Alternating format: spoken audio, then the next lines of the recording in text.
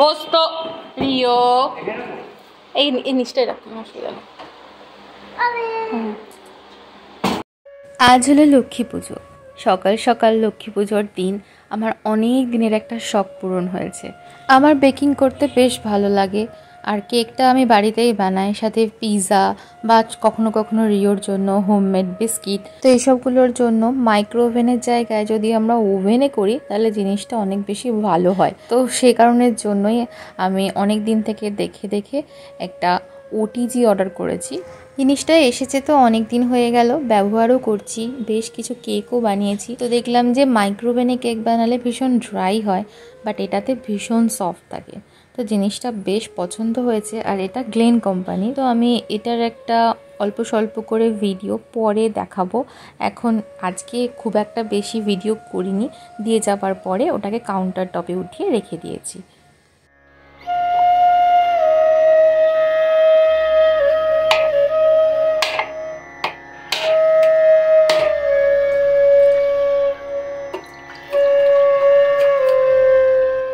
Hello everyone, good evening কেন বললাম, সেই সকালের পরে আমি আর কোনো ভিডিও শ্যুট করিনি।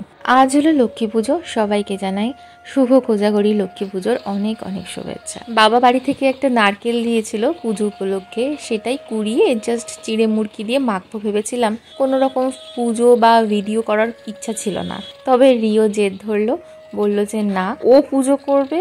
তাই ভাবলাম যে যেহেতু পুজোই করবে তাহলে একটু ওটাকে স্মৃতি হিসাবে রাখার জন্য ভিডিও করে রাখি। তো জিনিসপত্র সব কিছুই বাড়ি থেকে মা দিয়ে দিয়েছিল, সাথে অল্প করে চিঁড়ে, তার সাথে মুড়কি, বাতাসা, সেইগুলোই বাটিতে করে ঢেলে একেবারে রেডি করে রাখছি। মনোজিৎ অফিস থেকে এখনও আসেনি, ও এলে সবাই মিলে পুজোটা করব।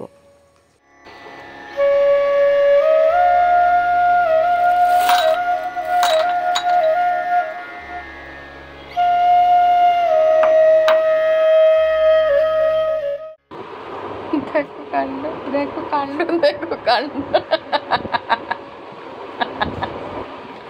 এটা কি হচ্ছে, এটা কি হচ্ছে, এটা কি হচ্ছে, এটা কি হচ্ছে? দেখো দেখো দেখো দেখো দেখো,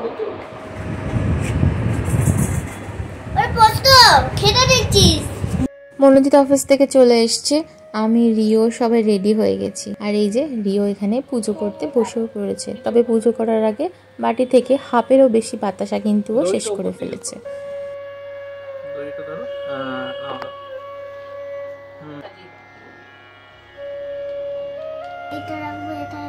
সব জায়গায় দাও।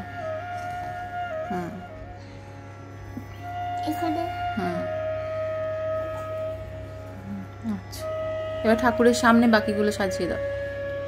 বাহ, হ্যাঁ দিয়ে দাও।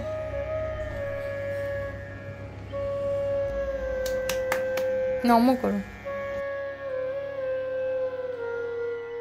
রিওর তো ওদিকে নিজের মতো করে ঠাকুরকে খুব সুন্দর করে ফুল দিয়ে সাজানো হয়ে গেছে। আমিও মায়ের কাছে ধূপ জ্বেলে দিয়েছি, ধুনোও দেখিয়ে দিয়েছি। আর এই হচ্ছে আমাদের অল্প স্বল্প লক্ষ্মী পুজোর আয়োজন।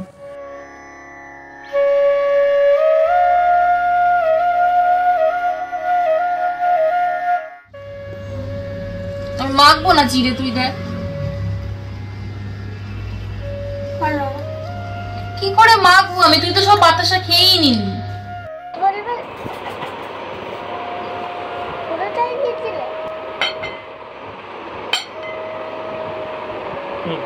বাস বাস, এটা পুরোটাই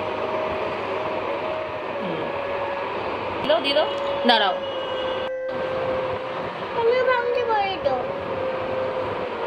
আমি নিজেই ভাঙতে পারছি না।